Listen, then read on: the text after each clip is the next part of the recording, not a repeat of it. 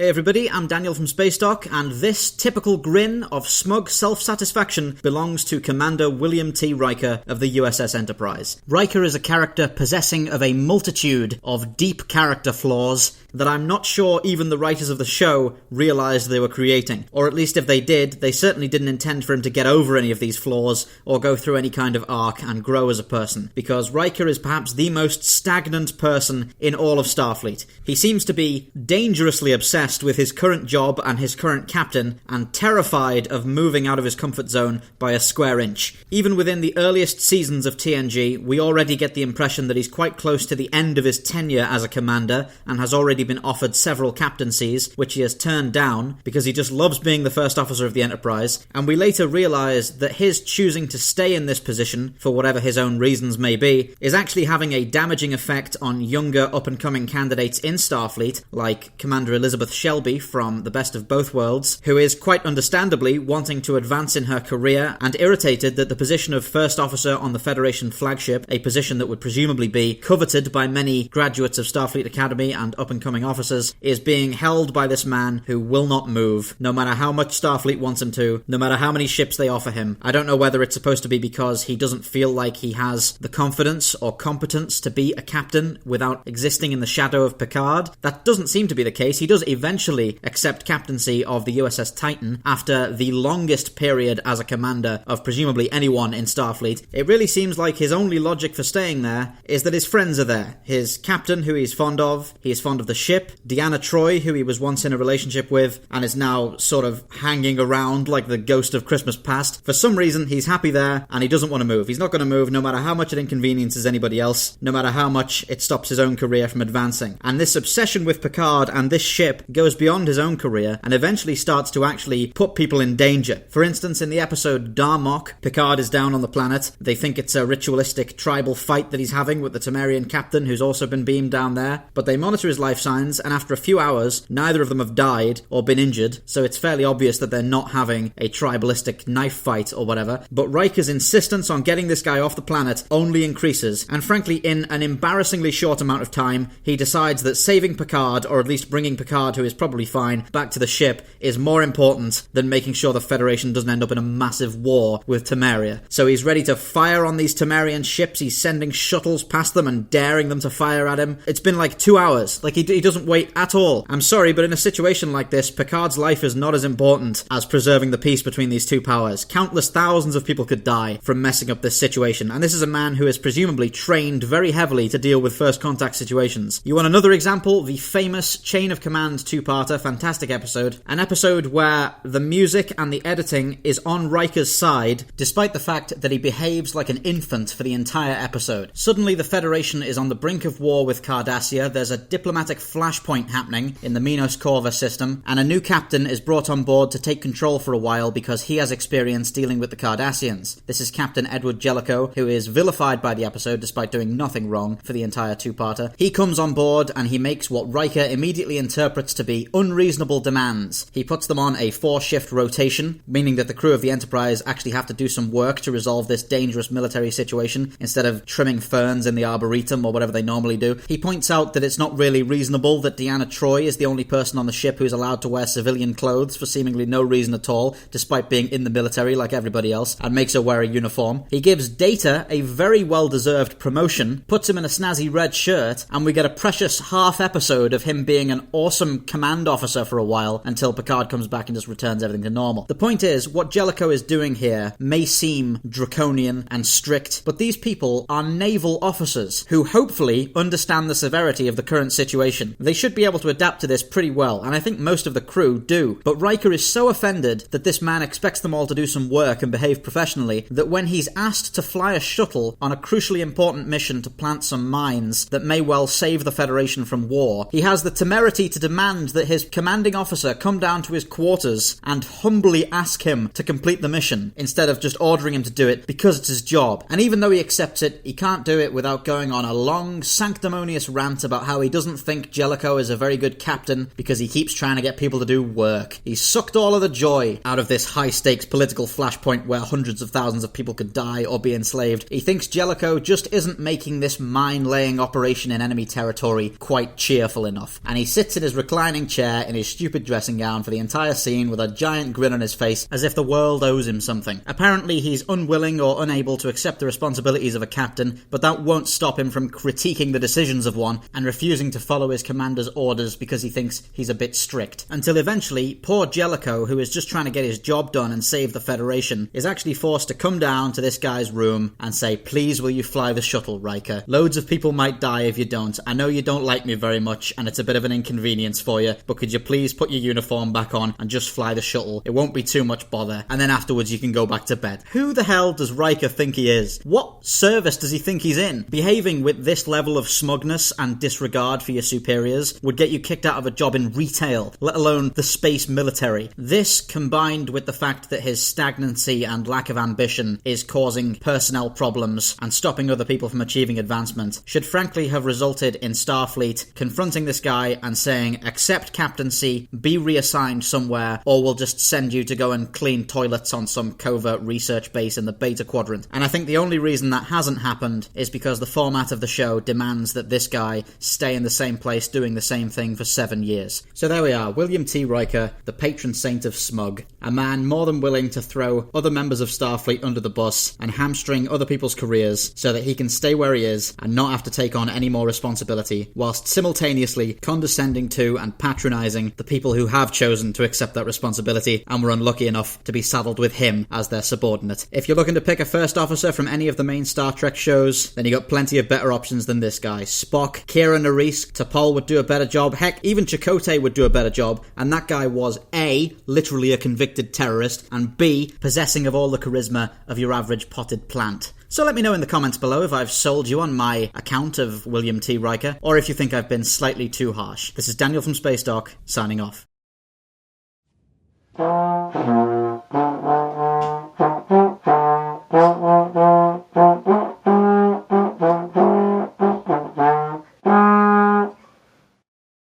Thank you for watching Spacedock. Please remember to like, subscribe and share for more science fiction spacecraft summaries. If you enjoy the channel, why not consider pledging your support on Patreon? For just $1 a month, you'll be able to access the Spacedock schedule to see what's coming up.